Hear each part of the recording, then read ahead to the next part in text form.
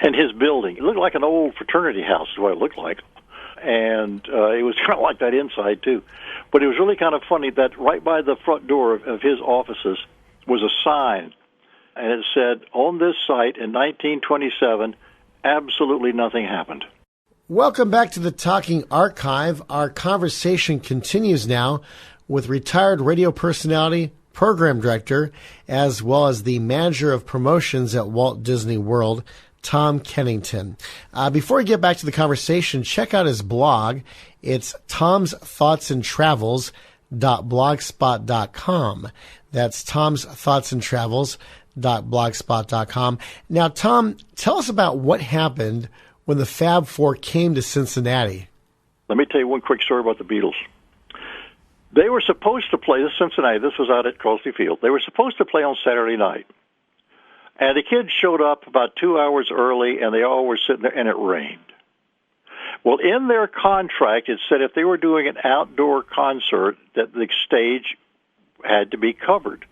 Well, the promoter who brought them in spent $25,000 for the Beatles, and he didn't spend another $25 to put a canvas top over the stage, and so when it rained, everything got wet. Oh. And by the time he got the tarp up, it was really too late.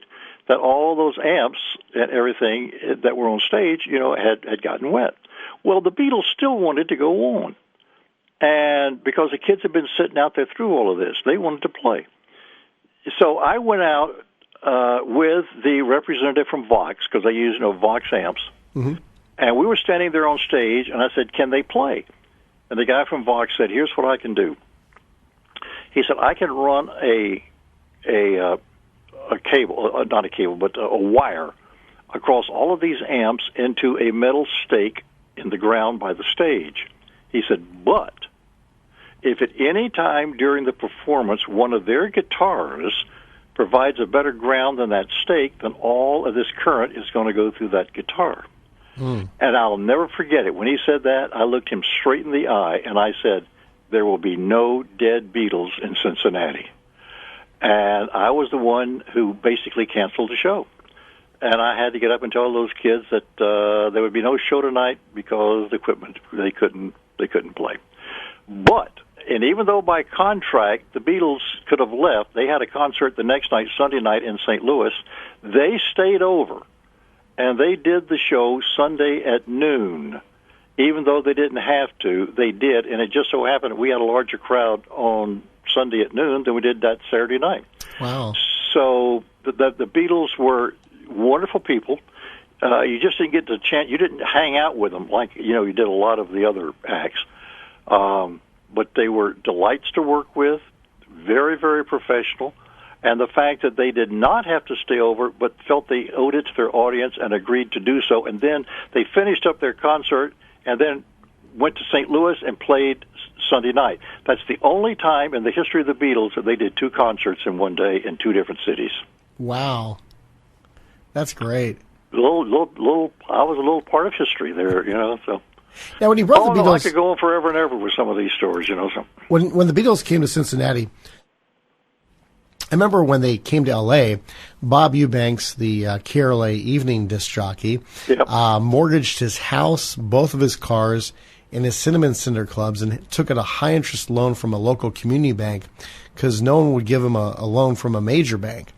And because at the time, the biggest venues that a rock band would be in would be like a Legion Hall or a Civic Auditorium.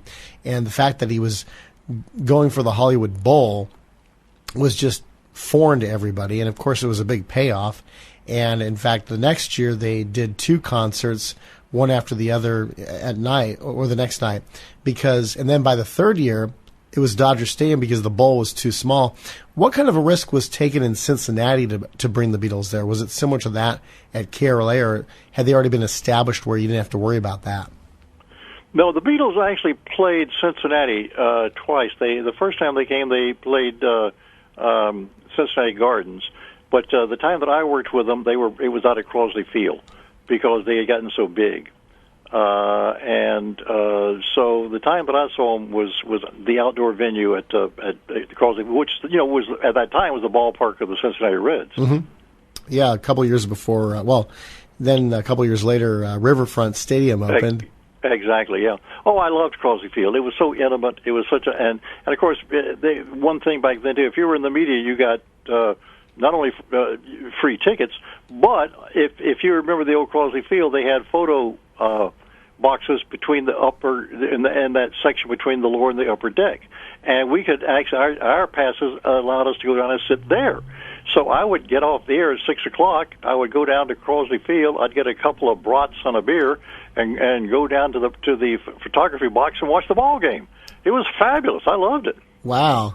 Was that the treat for at Crosley Field, the brats? Was that the most popular meal to get? That was the brats, because at Dodger Stadium it's Dodger dogs. So I guess at Crosley Field it was the brats. Was the main attraction? Cincinnati was famous for its bratwurst.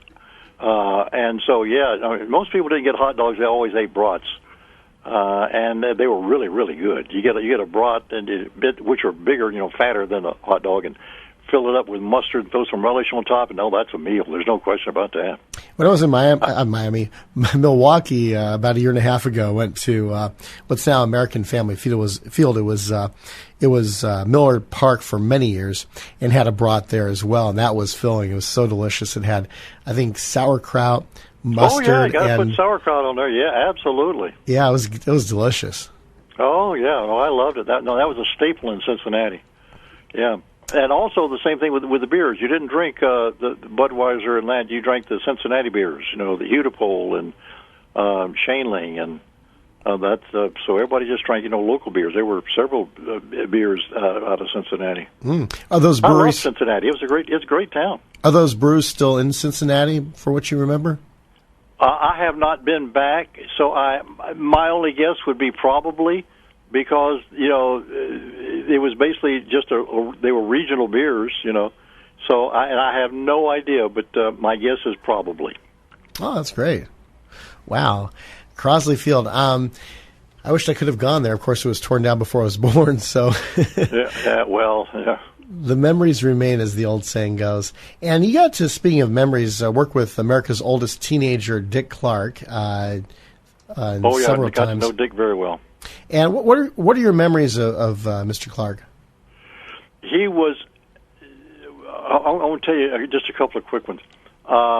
He was one of the nicest people you would ever meet anywhere. Very unpretentious, very easy to get to know, very easy to talk to, very versed on many different subjects. He could talk about anything. I remember we were, where was it? It may have been Disneyland, my wife and I, and it was raining. Mm-hmm. Or when it was Disney World, because it was at Epcot Center, and the lake, and the stage was on the other side of the lake. And we were going to go over to the stage, but it was raining, and Dick Clark was there, and he came out, and we were talking, and he said, "Here." He said, "Take my umbrella, and you guys go ahead. I'll get another one." Wow. Yeah, he was a delightful person, true professional, a delight to work with, and just very, very easy to get to know. And I did many of the Caravan of Stars. And, of course, he normally didn't come along. He did on some. Mm-hmm. And I was out at his it's really kind of, have you ever been out did you ever go to his offices? Never got to, unfortunately. In LA, okay, I was out there. Yeah, his offices were right across the street from NBC, and his building. And it was really, it looked like an old fraternity house, is what it looked like, and it was kind of like that inside too. But it was really kind of funny that right by the front door of his offices was a sign, and it said, "It said on this site in 1927, absolutely nothing happened." And that was kind of set the tone for everything that was inside. But he had a fabulous conference room with a great big jukebox, and his offices were terrific. Wow. I have a friend who used to dance on American Bandstand. In fact, she was on the podcast last year talking about her memories of working with Dick Clark and loved it as well. And so it's great to hear in a different setting where you got to work with Dick Clark. I mean, he was doing, in his heyday in the 70s, both Pyramid as well as American Bandstand. and did Pyramid American Bandstand he hosted for over 30 years, and then Pyramid he did for 15, and still is remembered as the host of that show, even though it's been about 35 years since he was actually the host of it. But it lives on in repeats, fortunately, which is great. Also at WSAI, you're part of the Nutty Nine softball team. Yep. Sounds kind of like the Harlem Globetrotters of baseball. Tell us about that. Well, we did both. We had the Nutty Nine, and then we had a basketball team called the Freakish Five, and we played schools, high schools, and what we did with basketball. And we'd go into the high schools, and of course, we were the top 40 station, and all the kids would come out to see the jocks and to play against the faculty, and we would play the faculty of all these schools. And it was, we did a lot of slapstick kind of stuff, and we never won a game. We'd always get beat. And I remember we played in basketball. We played the Miami Dolphins. They spotted us 100 points and still beat us.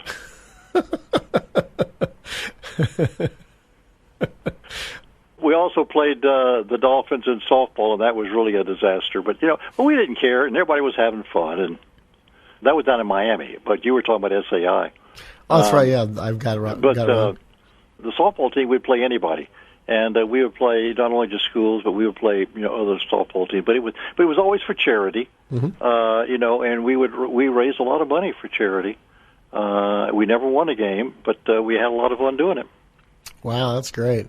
And at WFUN, how soon after you got there did you become program director? Oh, let me think. I was hired there by Mike Harvey when he was the PD. I went in as music director. Mm-hmm. Mike then left and went to Rochester, and that's when I became program director. So it was about a year, and I was program director for about a year or two, and then I became national program director of the whole Brownsville chain, and that's when we moved from Miami to Orlando. Wow. And as the music director, how much freedom did you have in selecting the music? 100%. The only thing I would do is I would pick the music, and I'd run it by Harvey, and, just for his official stamp of approval, but I'm the one who actually picked the music that was played. Wow, that's great. And then when I became program director, my music director was, get ready, Bwana Johnny. Wow. Do you remember the name Bwana Johnny? Sounds familiar. Tell us about Bwana Johnny. Bwana Johnny was up at DJ in New York. He was also in Cincinnati opposite me, or opposite our station. He was on UBE when I was at SAI. When I got to FUN, I tried to hire him to come down to FUN, but he was, but Bwana wound up out in San Francisco, I think, before he died. But he was also a delight to work with, and as a matter of fact, he did come down to FUN. We had him do mornings, but unfortunately, Bwana had a drinking problem. Mm. And he would miss days, and I finally had to fire him. And that's when he went out to, I think, where did he go? He may have gone to California at that point. Anyhow, I remember, and he knew it, because I had to go in and do his show. And he had come in sometime between 6 and 9, and had gone back to the music office. And when I got off the air, I went back, and he was sitting there at the desk, and I said, Bwana, this is the end. He said, I know. Mm. And the funny thing is that night, the night I fired him, he came by my house, and he brought a plaque that he had made that he was going to give to me, and he gave it to me that night. And it said, World's Greatest Program Director. Wow. And he gave it to me the day I fired him. And I have it sitting on the ledge over my den right here in Orlando now. Mm. That came from Bwana. We're in conversation with Tom Kennington, and next time Tom discusses more stories about programming the radio station WFUN in Miami, as well as how he met Pat Sajak and became good friends with the Wheel of Fortune host.